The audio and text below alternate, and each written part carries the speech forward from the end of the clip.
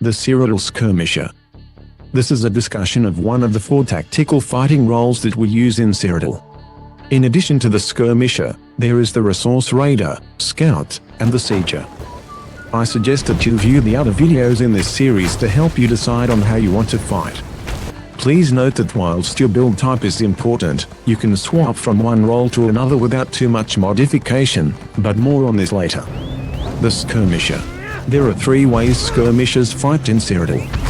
The first is as an independent, with no loyalty aligned to anyone, fighting in an uncoordinated manner. This can be fun for an individual who is strong and resilient. However, we are a social guild made up of players who enjoy the company of others. The second method is as a member of a random group.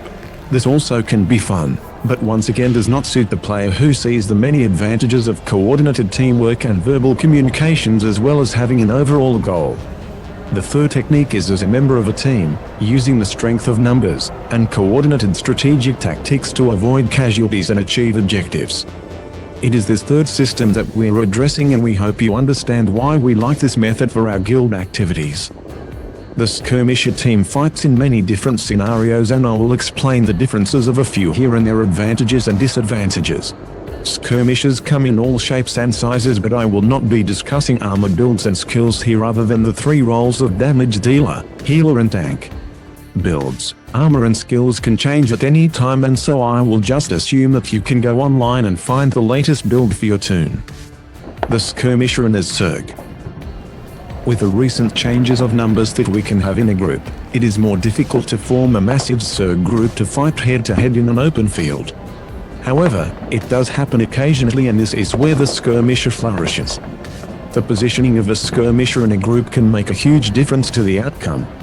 Traditionally, the winner is the side that has the most numbers or a particularly tough player, but even under these conditions, they can be beaten.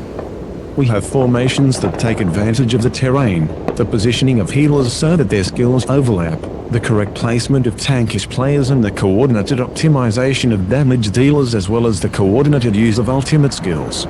Our W's Zerg formation surrounds and decimates the enemy. It avoids being flanked and can destroy the most persistent enemy's Zerg. The correct use of DOT and AoE is a great help during a Zerg battle. The Skirmisher Resource Farmer. Speed and strength are the optimum words when attacking a resource. A skirmish group can easily charge in and take out a resource in a blaze of glory and destruction.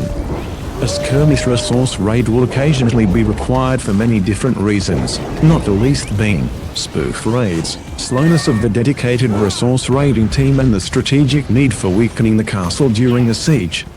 Therefore, the skirmisher must be ready to suddenly turn tail and attack targets nominated by the leader. The skirmisher during a siege attack.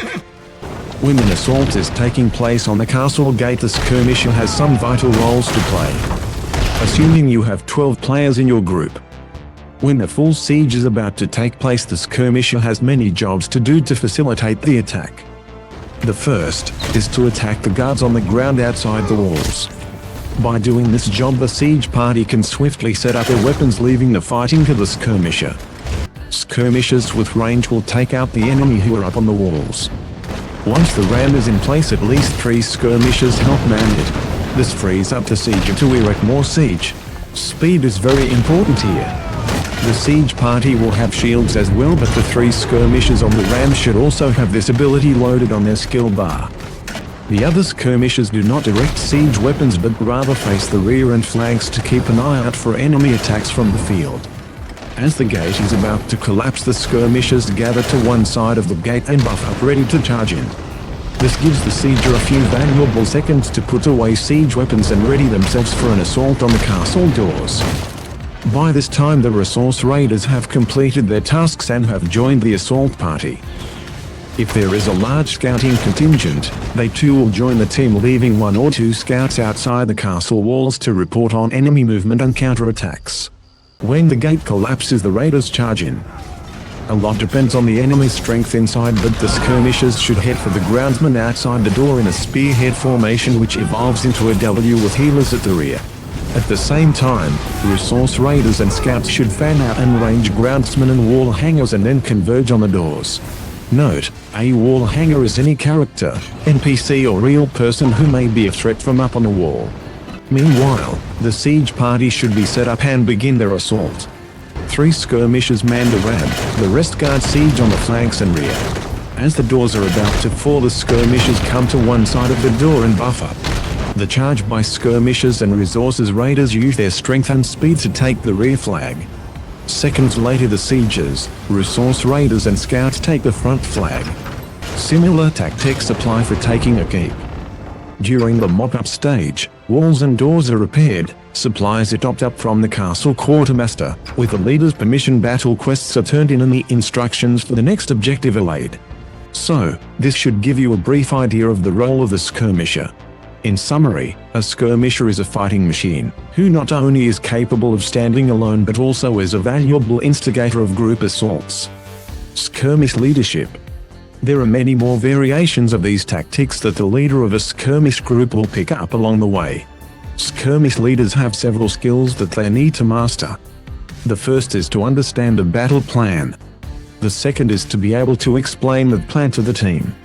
The third is to delegate tasks within the plan.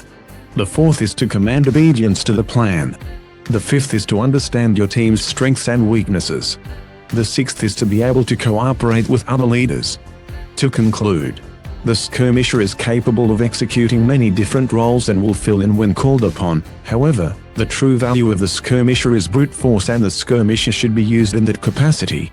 Individualistic, strong-willed and impatient players may find it hard to buckle into our skirmisher team scheme. However, those who can take a bit of team discipline will find the role rewarding. In particular, applying your skills for the benefit of all can be highly satisfying.